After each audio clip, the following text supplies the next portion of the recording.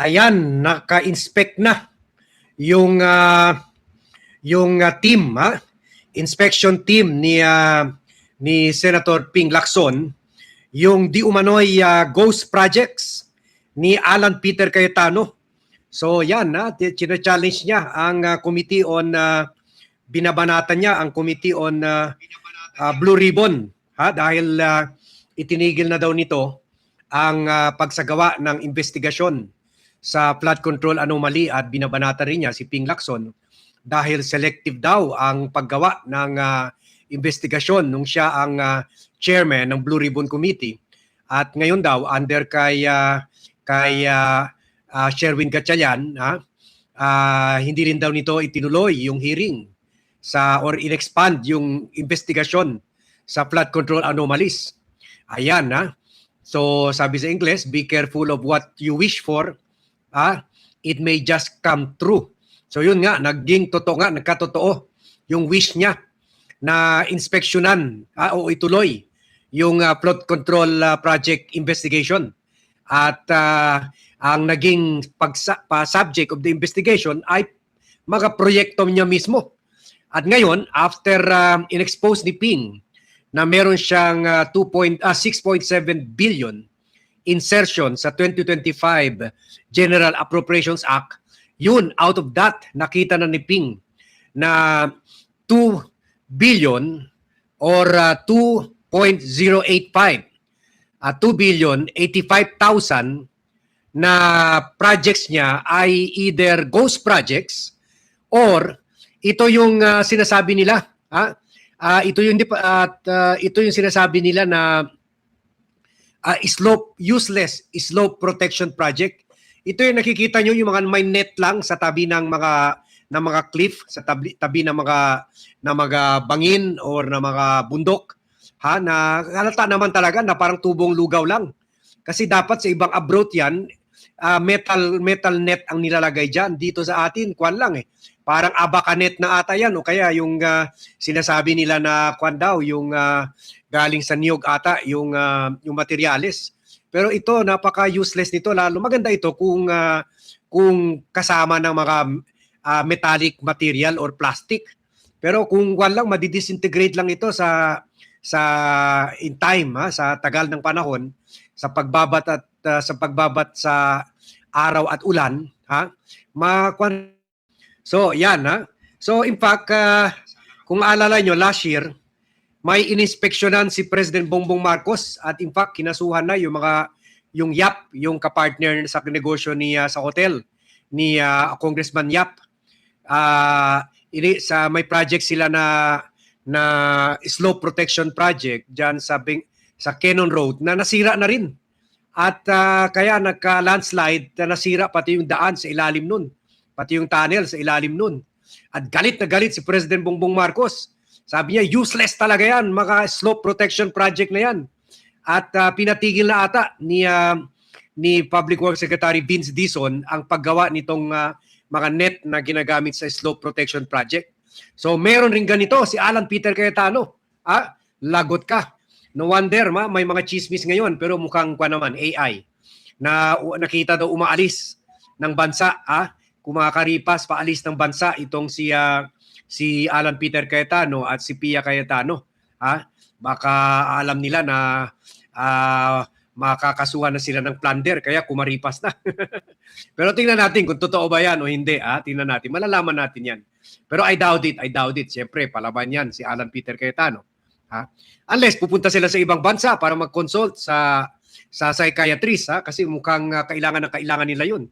Nakita nyo naman yung vlog natin kaninang umaga na tuliro na talaga ang magkapatid.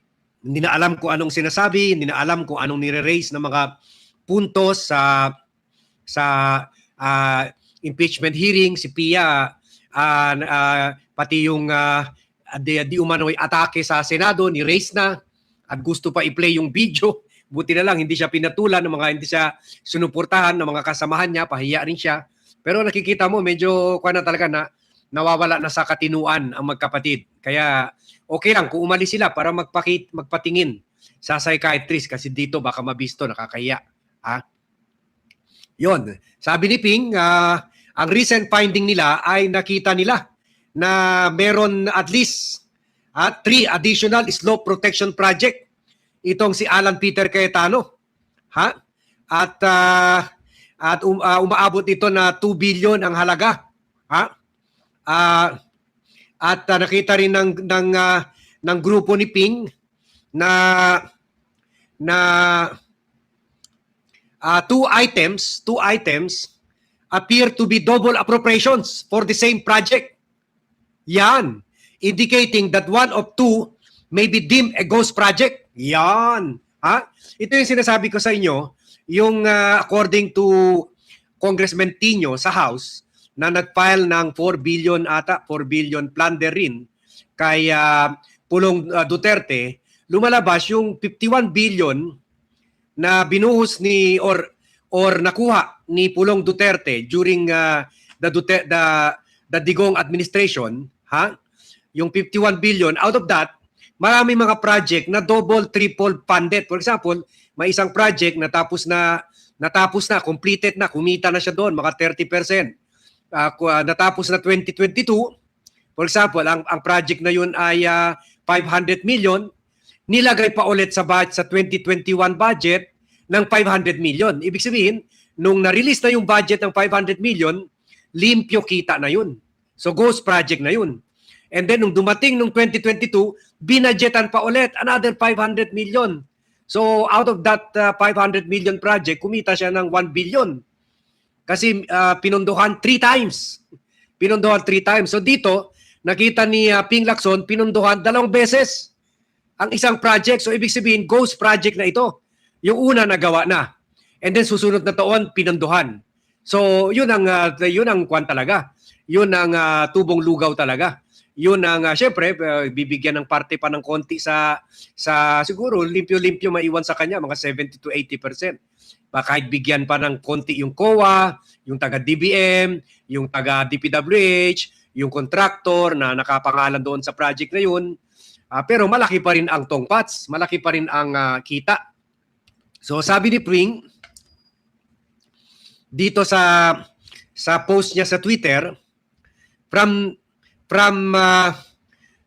2.85 billion or 2,085,000 as earlier reported, we found 3 additional 100 million. No, from 2,085 billion as earlier reported, we found 100 million additional slope protection projects for a new total of 2,385 million under the General Appropriations Act. 2 items appear to be double appropriations involving 100 million for the same slope protection project. One of the two must be ghost. Wow. So nagpalabas ng 100 million para sa ghost para sa slope protection project. Dito pa lang tubong lugaw na ito kasi 50 to 60% ang tongpats dito. 60 to 50%, kaya mahal na mahal nila itong useless na slope protection project. So kumita na sa 100 million nung ginawa yung totoong ginawa yung slope protection project, pero pinundahan ulit para yung 100 million doon na mapupunta na sa bulsa ni Alan, according kay Ping Lacson. So yan at grabe to grabe to.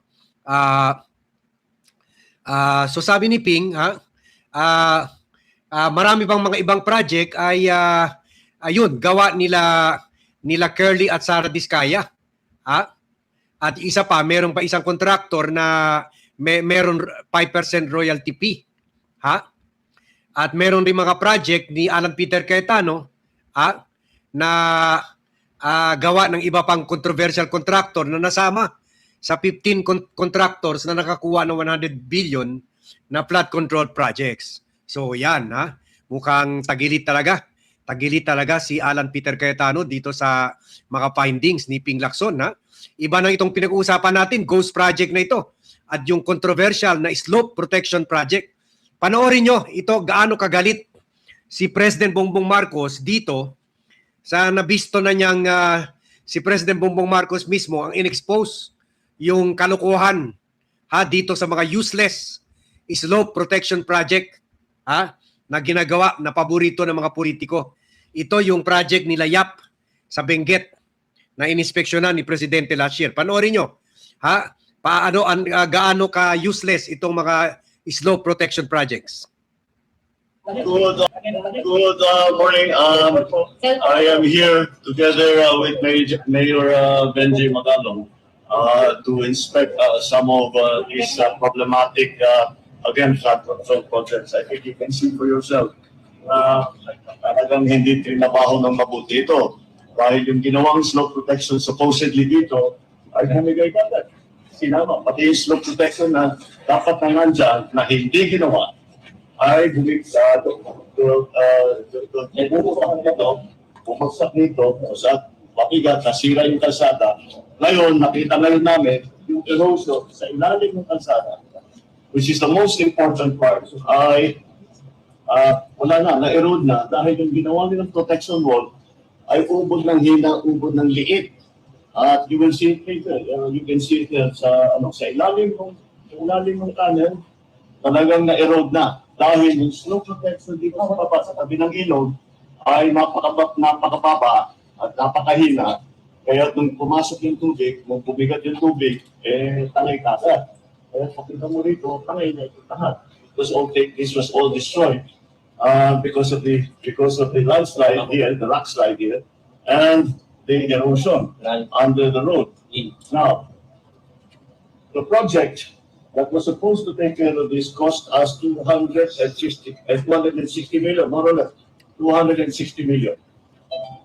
The 260 million that the government spent for this project had no effect whatsoever as to protect the slope. Parang walang ginawa. We're talking to the mayor in terms of the effect on businesses. Because of this, because nagsara ito, hindi na magamit ito, in terms of business, 30%, 35%, I think is the number, 35% kaagad ng kanilang hanap-buhay. Si Eric Yap, tama, yun. Nakasuhan na rin yun sa plunder sa Office of the Ombudsman. Isa yun na naman kontraktor na paboritong-paborito. Diyan pa naman sa Benguet, paboritong-paborito yung mga sa Baguio, yung mga kasi marami mga dyan, di ba? Mga bangin. Paboritong-paborito yung mga slope protection project. Ngayon, nakakasira-sira na isa't isa. So, ganun rin si Alan Peter Cayetano. Kaya patay kang Alan ka. Mukhang, mukhang araw-araw meron na-discover. May na-discover sila Ping Lacson na mga katiwalian. At sandali, inaanap natin yung video na kumakalat ngayon, pero siguro hindi naman ito totoo. Baka may magaling lang na sa AI na gumawa nito.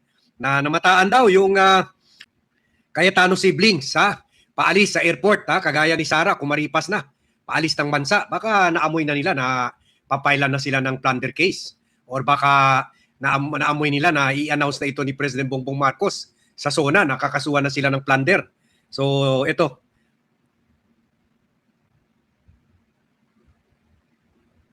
Yan daw, si Alan at saka si Pia. Nag-uusap pa. Pero ang posible naman, walang luggage si Pia. O yun. At saka, normally, hindi ka naman mag-Amerikana unless may business meeting ka sa destination mo. O unless may bahay. Kung may bahay ka sa Amerika, hindi ka na kailangan magdala ng bag mo. O, yan. Yan ang kumakalat ngayon. Pero mukhang AI naman. Mukhang AI.